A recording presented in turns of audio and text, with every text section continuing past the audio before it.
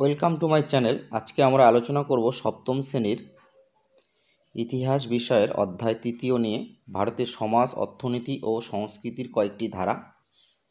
এই অধ্যায়ের যে গুরুত্বপূর্ণ প্রশ্নগুলো রয়েছে এক নম্বরের, সেই এক নম্বরের গুরুত্বপূর্ণ প্রশ্ন উত্তর নিয়ে আমরা আলোচনা করব। এর আগের ভিডিওতে আমি তোমাদের দ্বিতীয় অধ্যায় নিয়ে আলোচনা করেছি। তোমরা যদি দেখে না থাকো তোমরা ভিডিওটি দেখে নিতে পারো, ডেসক্রিপশনে লিঙ্ক দেওয়া থাকবে।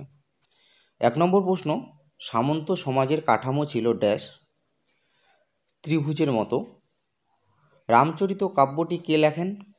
কবি সন্ধ্যাকর নন্দী মদন পালের শাসনকালে রামচরিত কাব্যটি লেখেন। তোমাদের প্রশ্নটি আসতে পারে, খুবই ইম্পর্টেন্ট প্রশ্ন।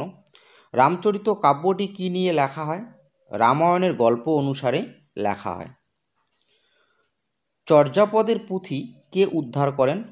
আচার্য হরপ্রসাদ শাস্ত্রী নেপাল থেকে উদ্ধার করেন। খুবই ইম্পর্টেন্ট প্রশ্ন এটা। কে বিক্রমশীল মহাবিহার প্রতিষ্ঠা করেন? পাল সম্রাট ধর্মপাল আধুনিক ভাগলপুর শহরের কাছে বিক্রমশীল মহাবিহার প্রতিষ্ঠা করেন। সাহিত্য হল ড্যাশ সমাজের আয়না। বিক্রমশীল মহাবিহারের একজন আচার্য হলেন দীপঙ্কর শ্রীজ্ঞান। নালন্দা বৌদ্ধ বিহারে শিক্ষক কতজন ছিলেন? 1500 জন। নালন্দা বৌদ্ধ বিহারে ছাত্র ছিল 8500 জন। তোমাদের প্রশ্ন আসতে পারে, নালন্দা বৌদ্ধ বিহারে কতজন ছাত্র ছিল? চক্রপাণি দত্ত কে ছিলেন? পাল যুগের একজন নামকরা চিকিৎসা বিজ্ঞানী ছিলেন চক্রপাণি দত্ত। চিকিৎসা সংগ্রহ বইটি কে লেখেন? চক্রপাণি দত্ত চিকিৎসা সংগ্রহ বইটি লেখেন। পরের প্রশ্ন, ড্যাশ বাংলা ভাষার উৎপত্তির সময়কাল। মনে রাখবে, পাল যুগ হল বাংলা ভাষার উৎপত্তির সময়কাল। চোল রাজ্যের প্রধান ছিলেন রাজা। চোল রাজ্যের প্রধান ছিলেন রাজা। উর কি? কৃষকদের বসতিকে ঘিরে গড়ে ওঠা গ্রামকে শাসন করত গ্রাম পরিষদ বা উর। নাড়ু কি? নাড়ু হলো কয়েকটি গ্রামকে নিয়ে গড়ে ওঠা, অর্থাৎ কয়েকটি গ্রামকে নিয়ে গড়ে উঠত নাড়ু। চক্রপাণি দত্তের চিকিৎসা বিজ্ঞানের বইগুলি কোন ভাষাতে লেখা হয়েছিল? সংস্কৃত ভাষাতে। আদি বাংলা ভাষার নিদর্শন কোথায় পাওয়া যায়? চর্যাপদে। আদি বাংলা ভাষার নিদর্শন পাওয়া যায় চর্যাপদে। এই প্রশ্নগুলো তোমরা যদি ভালোভাবে খাতায় লিখে রেখে পড়ো, তাহলে আশা করা যায় তোমরা এই প্রশ্নগুলো থেকেই তোমরা 1 নম্বরের এই অধ্যায়ের প্রশ্ন তোমরা পরীক্ষায় পেয়ে যাবে। তাই তোমরা খুব যত্ন সহকারে ভালোভাবে প্রশ্নগুলো লেখো এবং বাড়িতে ভালোভাবে পড়ো। নির্বাণ কথার অর্থ কি? মুক্তি। নির্বাণ কথার অর্থ হলো মুক্তি। তিব্বতের রাজধানীর নাম কি? তিব্বতের রাজধানীর নাম হচ্ছে লাসা।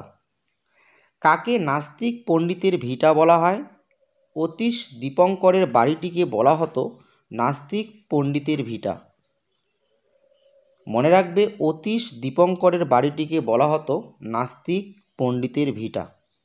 আর তিব্বতের রাজধানী হলো লাসা। তিব্বতে বৌদ্ধ ধর্ম প্রচার করেন কে? অতীশ দীপঙ্কর শ্রীজ্ঞান তিব্বতে বৌদ্ধ ধর্ম প্রচার করেন। গীত গোবিন্দ কাব্যটি কার লেখা? কবি জয়দেবের লেখা। গীত গোবিন্দম কাব্যের বিষয়বস্তু কী ছিল? রাধাকৃষ্ণের প্রেমের কাহিনী নিয়ে গীত গোবিন্দম কাব্যটি রচনা করা হয়েছে। কোন সম্রাটদের আমলে বিহার রাজ্যে নালন্দা বৌদ্ধ বিহার তৈরি হয়েছিল? গুপ্ত সম্রাটদের আমলে নালন্দা বৌদ্ধ বিহার তৈরি হয়েছিল। প্রাচীন ভারতে 2 জন বিখ্যাত চিকিৎসা বিজ্ঞানীর নাম লেখো। চরক ও সুশ্রুত। পাল সেন যুগের রাজারা কৃষকদের কাছ থেকে কি পরিমাণ কর নিতেন? উৎপন্ন ফসলের 1/6 নিতেন।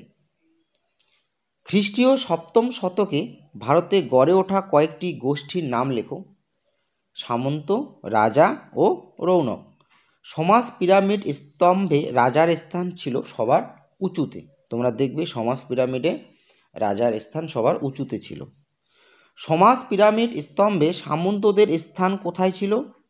জনগণের উপরে তৃতীয় সারিতে ছিল সামন্তদের স্থান। বাংলার বাইরে থেকে আগত দুটি গৃহপালিত পশু হল ঘোড়া ও উট। রামপালের রাজধানী কোথায় ছিল? রামপালের রাজধানী ছিল রামাবতী। সন্ধ্যাকর নন্দী তার কাব্য রামচরিত এ সীতার সঙ্গে কার তুলনা করেছেন?